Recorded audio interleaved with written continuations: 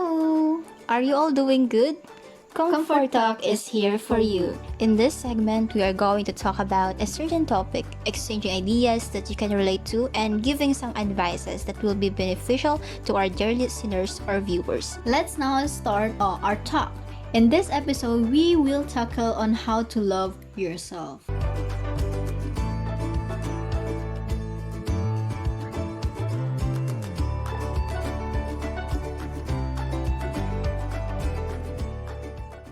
Love yourself is not easy, but we need it.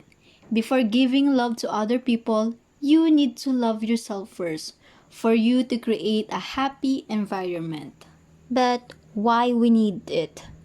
Because loving yourself will bring real happiness, peace of mind, and of course, a healthy life. So, okay, partner. So, the topic now is how to love yourself. So, can I ask you, do you love yourself enough? Yes, okay. So I can say that this question, do you love yourself enough? I can say to myself na I do. Maybe sometimes I've been harsh to myself, to my mental health na you've been torturing yourself na you're not good enough. You're belittling, parang ganun. Minamaliit. Yeah, minamaliit mo yung sarili mo. I think that's not how you love yourself. Same lang. Hindi masyadong super love yourself, nasa gitna. Okay, yes. I think I also agree with that. Yes, I love myself, of course, but sometimes there are things na nagagawa ko that it seems like hindi siya showing na I really love myself. So we love ourselves enough, so it may be yes, it may be no. Maybe siya. Okay.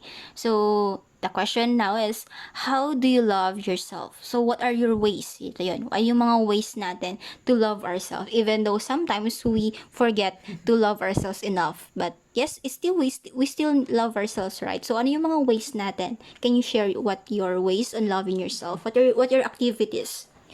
Okay, so my activities on how I love myself is maybe I treat myself or medyo binibigyan ko ng luho yung mga gusto ko to treat myself. Not everyday naman na luho, di ba? Okay. Like simple ways lang. For example, I just want milk tea. Di ba?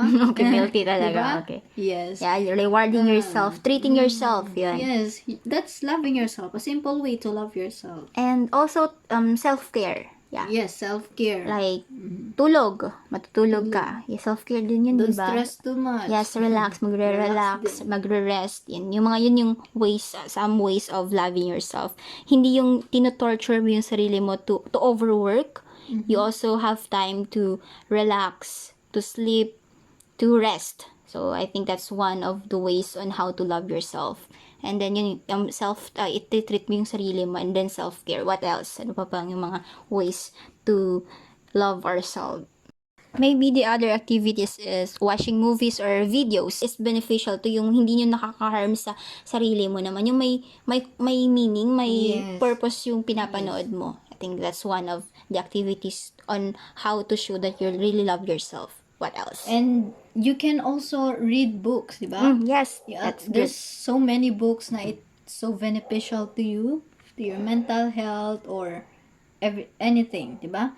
Daming books na pwede mong basahin. So aside from the activities, maybe you need to surround yourself with the positive people, yung mga nakakatulong sa'yo, wag yung mga toxic people. Para it's also a way of showing that you really love yourself. Hindi ka nag-i-stay sa circle na yon kasi sila lang yung friends mo. You also need to love yourself by staying away on that circle, and that toxic circle. Yes, that's right, partner. So, I can add up to that. So, put yourself first. So, mahalin mo muna yung sarili mo bago yung iba. Diba? Hindi naman always na mahalin mo sila. Mahalin mo Para sila. mahalin ka nila. Yeah, para mahalin ka. You need also to love yourself. Hindi lang sila yung nagbibigay ng pagmamahal sa'yo, but simulan mo yun sa sarili mo. Yes, it will radiate. Mas parang kung love mo yung sarili mo talaga, parang kusa yung lalabas sa sarili mo. You can give love. You don't, you can't give love if you don't have. Parang, yes, parang ganon. Yes. You can't give what you don't have. So, dapat may love ka muna sa sarili mo. You really love yourself. Yung truly love mo yung self mo before giving the love that to other person. For example, may mga iba kasi na nagbo-boyfriend or girlfriend sila kasi they are lack of love. And then, pag enter na sila sa relationship na yun, nagiging dependent na sila. Parang nilalamon ka na nila ng, di ba, for example, ako, hindi ko love yung sarili ko. Kaya, nagsisik ako ng love to my boyfriend. Kasi, wala akong love sa sarili ko. And that's really not good. That is toxic. So, dapat love mo talaga yung sarili mo before You seeking love others. to other people. Yes, loving other person. Dapat love na love mo yung sarili mo. Because, at the end of the day, is ikaw You lang only din. have yourself. What if yung partner mo na yun is hindi kanya mabigyan ng love? Same love. Yes, yun ang gusto mong love gusto mong love. So dapat alam mo, dapat you really love yourself para hindi ka mag-seek ng love to other person. And you need to You need also to be kind of yourself. Yes. So hindi naman always na don't think of negative things too much. Wag mo masyadong, like I've said earlier, wag mo masyadong maliitin yung sarili mo. So think be optimistic or think positively. Kahit mahirap. in life. Kahit mahirap. You need that. Be kind to yourself because you need to accept who you are. Hindi lang always na because that's a bad thing, you are so bad. Pag nakagawa ka ng maling bagay, you criticize yourself, and you need also to see the good side of it. Yes. Not always the bad side. Yeah, so yan, partner. Yes, and so we need to remember that we need to love ourselves.